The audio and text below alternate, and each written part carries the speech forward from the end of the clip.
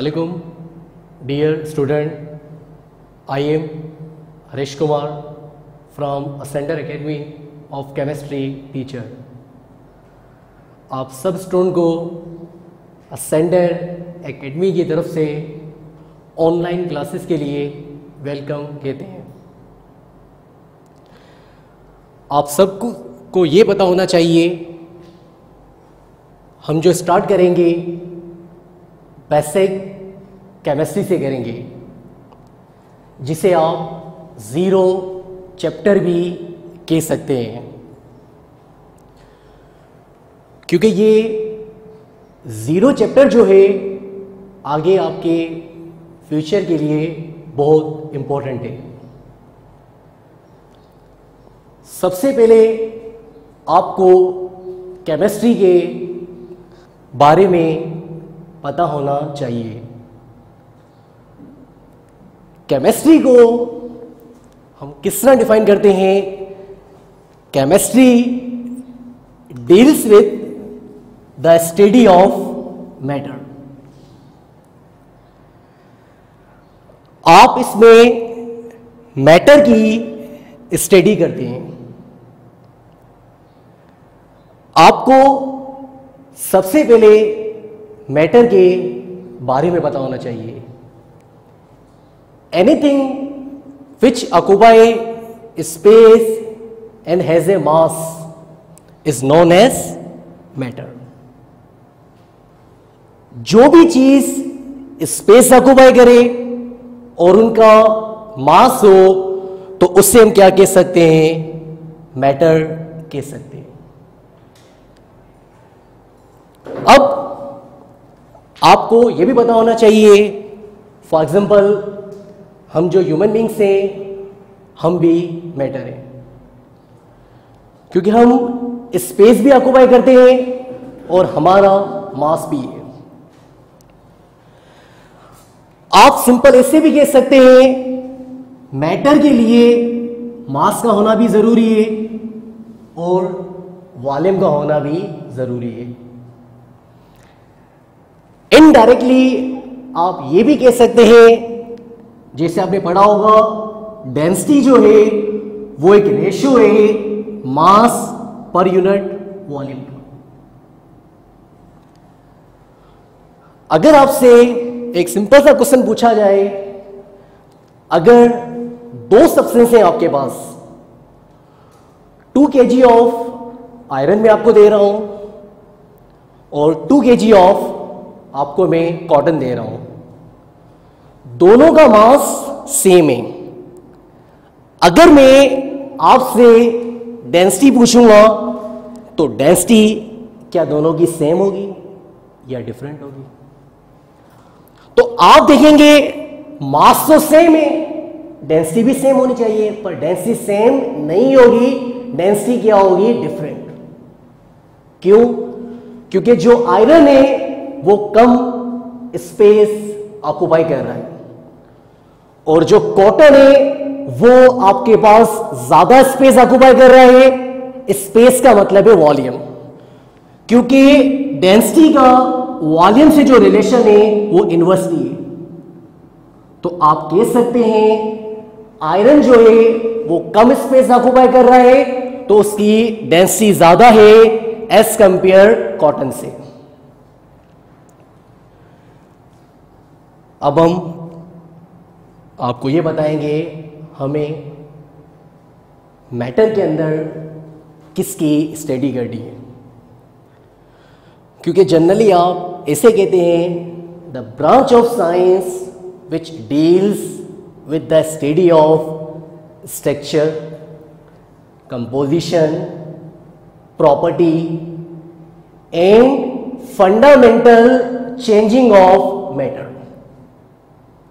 The branch of science which deals with the study of structure, composition, property and fundamental changing of matter is known as, आप उसे क्या कहते हो? Chemistry. तो आपको सबसे पहले जो स्टडी करनी है वो आपको स्टडी करनी है स्ट्रक्चर की।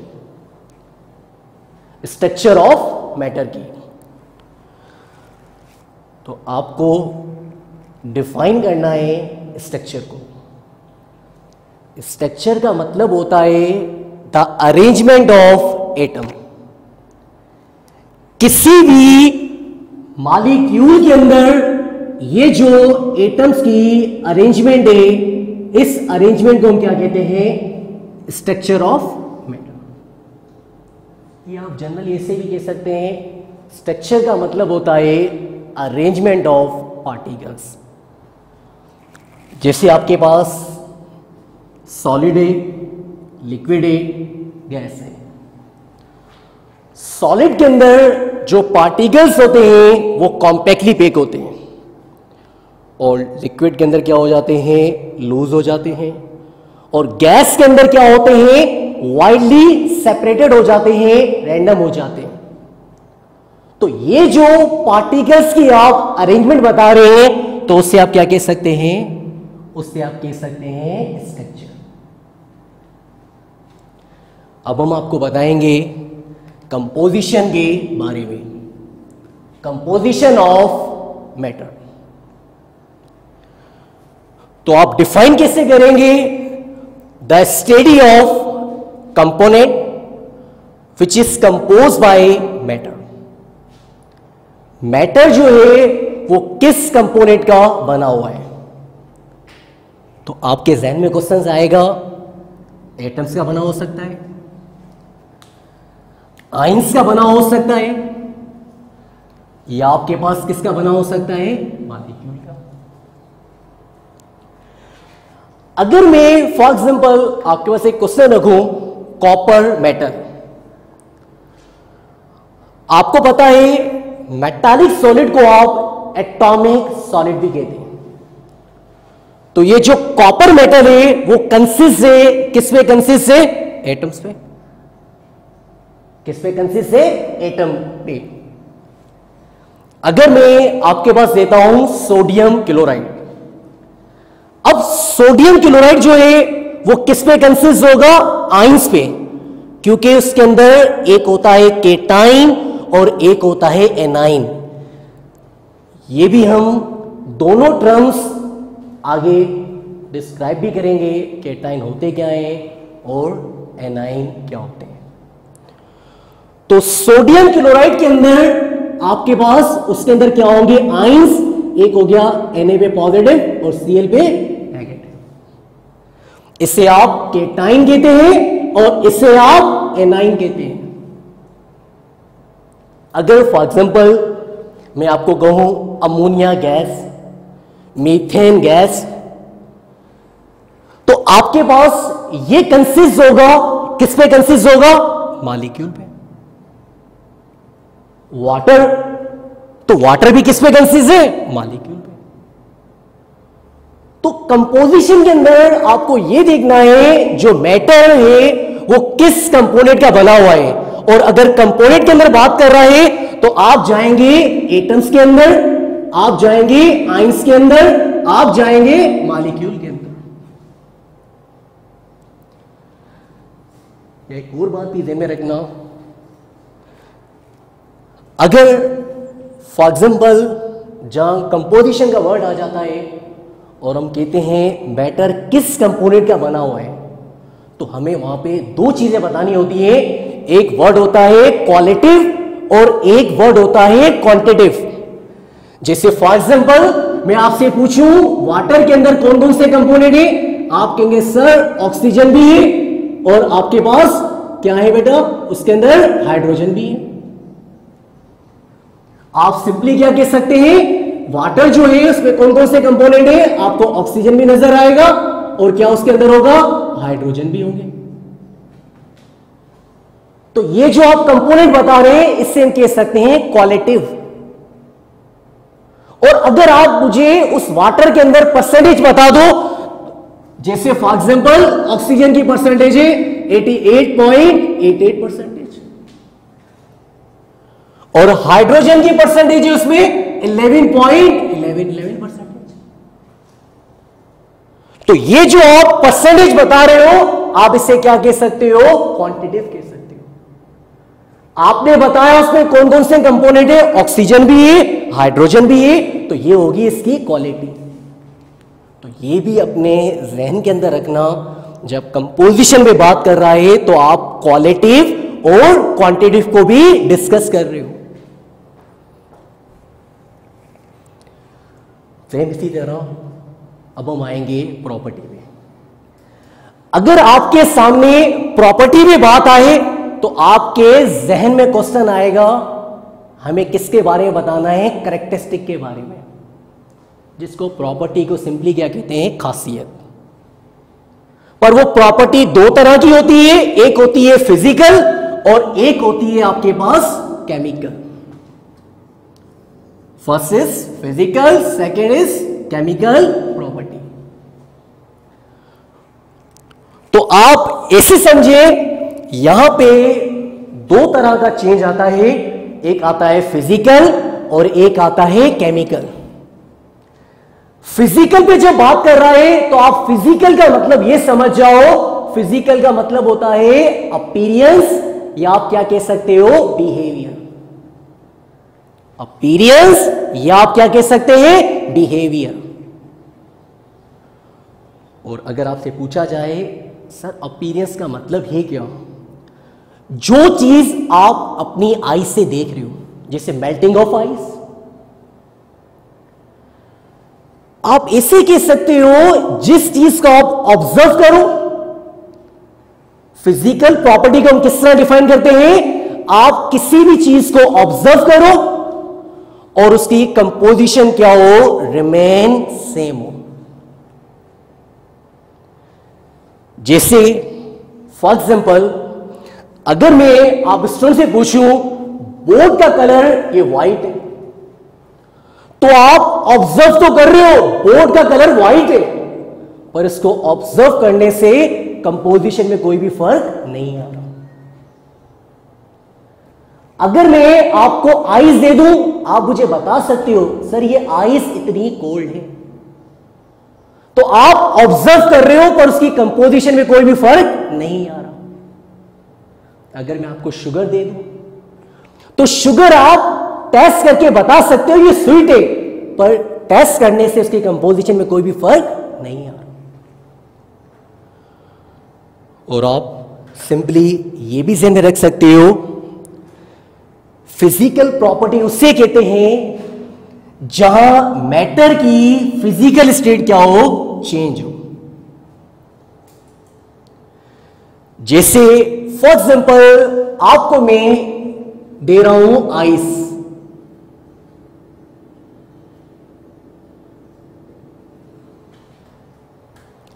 आप इसे अगर हीट करोगे तो ये आइस आपके पास कन्वर्ट हो जाएगी, आप कह सकते हैं लिक्विड में।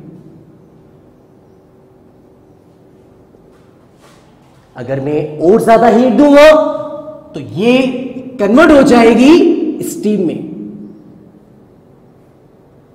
तो आप मुझे बताओ यहां क्या हो रही है, मैटर की फिजिकल स्टेट चेंज हो रही है, बट कंपोजिशन क्या है, रिमेन सेम, क्योंकि इनका फॉर्मूला चेंज नहीं हो रहा। जो फॉर्मूला स्टीम का है वही आपके वाटर का है, वही आपका फॉर्मूला किसका है, गैस का। इसमें H2 किस फॉर्म में होती है, गैस की फॉर्म में।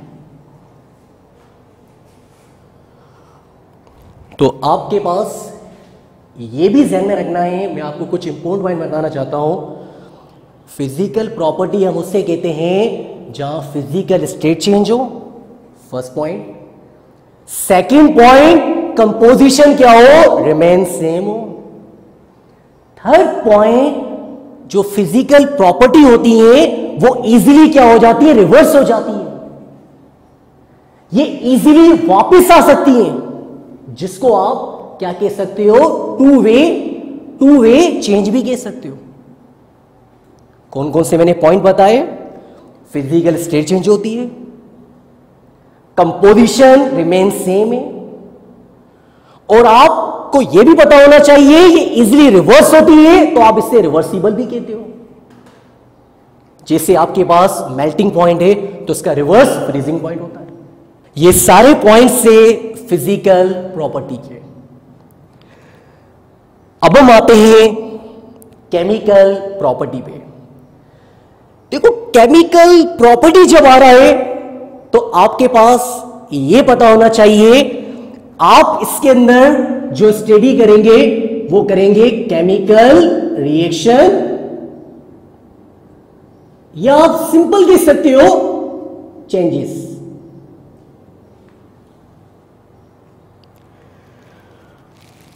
आप इसको डिफाइन कैसे करते हैं?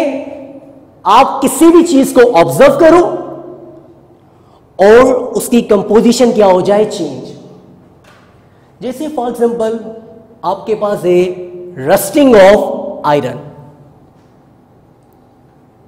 रस्टिंग ऑफ आयरन, जब आयरन को रस्ट लगता है तो आप ऑब्जर्व तो कर रहे हैं, पर आयरन आयरन नहीं रहता। आयरन किस में कन्वर्ट हो गया? ऑक्साइड के अंदर। तो उसकी कंपोजिशन क्या होगी? Change. Burning of paper, paper को आप बर्न कर रहे हैं, तो जब आप बर्न कर रहे हैं तो पेपर नहीं रहेगा, वो पेपर कन्वर्ट हो जाएगा रॉक के अंदर। तो यहां भी कंपोजिशन क्या हो रही है? Change. Soaring of milk, soaring of milk, तो आपके पास सॉरिंग ऑफ मिल्क जो है, तो मिल्क मिल्क नहीं रहा, अब मिल्क कन्वर्ट हो चुका है किसी और चीज में। तो कंपोजिशन क्या हो रही है? चेंज। जैसे आपके पास नेचुरल गैस है, अगर आप उसको घर पे बर्न कर रहे हैं, तो अगर आप बर्न करोगे तो उसकी एबिलिटी क्या है? फायर को क्या करना? कैच करना। और अगर वो फायर को कैच करे तो समझ आना कंपोजिशन क्या हो रही है? चेंज।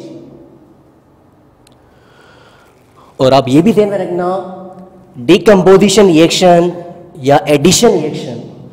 अब जैसे डिकम्पोजिशन रिएक्शन का आपको मैं एग्जांपल दे सकता हूं, कैल्शियम कार्बोनेट। इसको अगर आप हीट के जरिए ब्रेक करेंगे तो ये डिसोसिएट हो जाएगा कैल्शियम ऑक्साइड के अंदर प्लस कार्बन डाइऑक्साइड के अंदर। तो आप देख रहे हैं यह कंपोजिशन क्या हो रही है? चेंज। एडिशन रिएक्शन, इसमें क्या होगा? फॉर एग्जांपल आपने इंटर में पढ़ा होगा, ये इथीन है, आप इसकी करा रहे हैं हाइड्रोजनेशन। तो आप जब हाइड्रोजनेशन करा रहे हैं तो आप देखेंगे आपके पास ये इथीन जो है वो कन्वर्ट हो जाएगा इथेन में।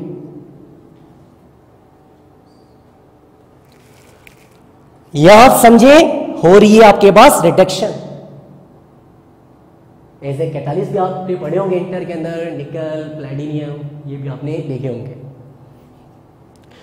तो डिकम्पोजिशन रिएक्शन, एडिशन रिएक्शन, ये भी दोनों एग्जांपल हो सकते हैं आपके पास केमिकल प्रॉपर्टी के।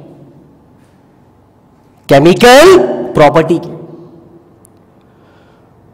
और आप ये भी ध्यान में रखना, आपने ऑक्सीडेशन पढ़ा होगा फर्स्ट ईयर में, रिडक्शन पढ़ा होगा, तो ये भी एग्जांपल किसके होते हैं? केमिकल प्रॉपर्टी के। क्योंकि ऑक्सीडेशन और रिडक्शन, ऑक्सीडेशन में इलेक्ट्रॉन लॉस हो रहे हैं और रिडक्शन में इलेक्ट्रॉन क्या हो रहे हैं? गेन हो रहे हैं। जिससे आपने पढ़ा होगा इलेक्ट्रोलाइसिस, जिसमें आयंस की क्या होती है? मूवमेंट। तो वो भी आपके पास कौन सी प्रॉपर्टी है? केमिकल प्रॉपर्टी है। तो केमिकल जो प्रॉपर्टी होती हैं वो इजीली रिवर्स नहीं होती, तो आप इसे इरिवर्सिबल भी कह सकते हो। और अगर इरिवर्सिबल कह रहे हो तो इसे वन वे चेंज भी कह सकते हो। और ये भी याद रखना, यहां पे कंपोजिशन जो है वो क्या हो रही है? चेंज। और आप ये भी बात याद रखना, केमिकल प्रॉपर्टी के अंदर न्यू चीज बनती है। और आप ये भी अपने ध्यान में रखना, जब आप केमिकल प्रॉपर्टी की बात करते हो तो वहां पे डिकम्पोजिशन होता है प्राइमरी बॉन्ड। अगर फिजिकल प्रॉपर्टी में चले जाते तो वहां पे हम बात करते सेकेंडरी बॉन्ड की। तो ये सारी चीजें थी आपके पास केमिकल प्रॉपर्टी के अंदर। अब मैं आपको स्टेट बताऊंगा, स्टेट पे हम थोड़ा सा डिस्कस करेंगे। ये भी जनरली क्वेश्चन आ जाता है कभी कभी बेसिक के अंदर। सॉलिड क्या है, लिक्विड, गैस, ये सारी चीजें मैं एक्सप्लेन करूंगा जब मेरे चैप्टर्स आएंगे। पर आप सबको पता होगा सॉलिड अगर कन्वर्ट हो रहा है लिक्विड में in the presence of heat, आप हीट दे रहे हो,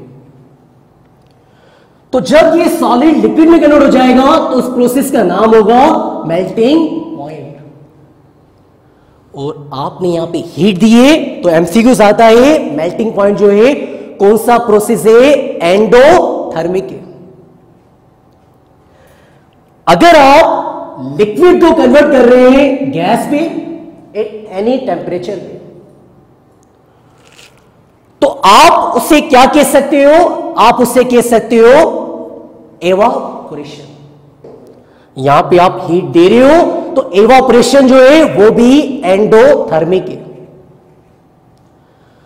जैसे एवापोरेशन का दूसरा नाम है वेपराइजेशन, एवापोरेशन का दूसरा नाम है वेपराइजेशन, और इसी तरह से मेल्टिंग पॉइंट का दूसरा नाम है, आप इसे फ्यूजन भी कह सकते हो।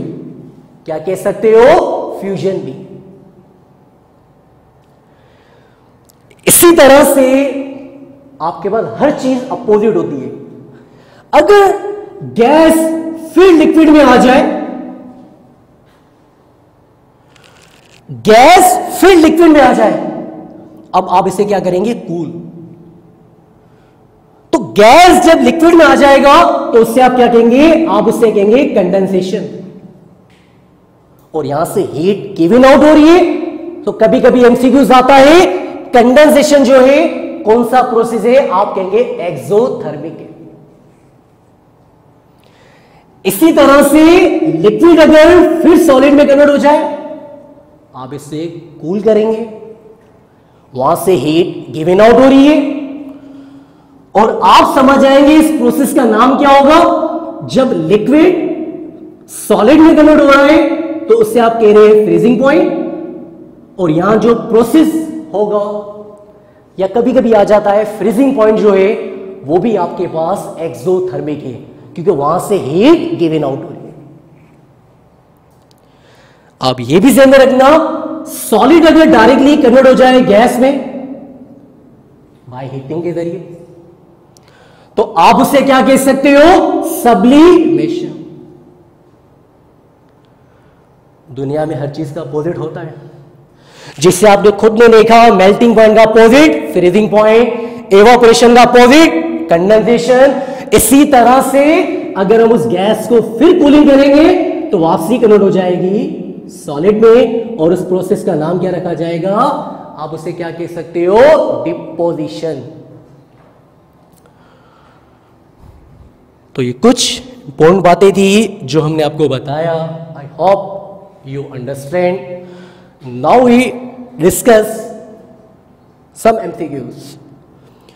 First question is the ratio of number of atoms to element in glucose per molecule is. आपको क्या दिया गया है, ग्लूकोज। आप सबसे पहले देखेंगे उसमें एटम्स कितने हैं। आप सबको पता है ग्लूकोज का फॉर्मूला है C6H12O6। तो इसमें कितने एटम्स हैं, आप कहेंगे सर इसमें एटम्स है 24। फिर आप देखेंगे इसमें एलिमेंट कौन कौन से हैं, कार्बन भी है, हाइड्रोजन भी है, ऑक्सीजन भी है। तो आप क्या करेंगे, इस 24 को डिवाइड कर देंगे किससे, 3 से, तो आपका आंसर आ जाएगा, क्या आंसर आ जाएगा, 8। क्योंकि आप बच्चे चले जाते हो, ग्लूकोज का जब हम पूछ रहे हैं उसके एटम का रेशियो बताओ, काफी बच्चे चले जाते हैं 24 में, पर 24 नहीं होगा, क्योंकि एटम है 24, कितने टाइप के एलिमेंट हैं, 3। तो आप क्या करेंगे, 24 को डिवाइड करेंगे 3 से, तो आपके पास आंसर जो है वो करेक्ट आ जाएगा 8। इसी तरह से एक और भी क्वेश्चन है, all of the following are physical change except. देखो एवापोरेशन फर्स्ट ऑप्शन है, second burning of wood, third crystallization, option D melting point. तो एवापोरेशन भी फिजिकल है, मेल्टिंग पॉइंट भी फिजिकल है।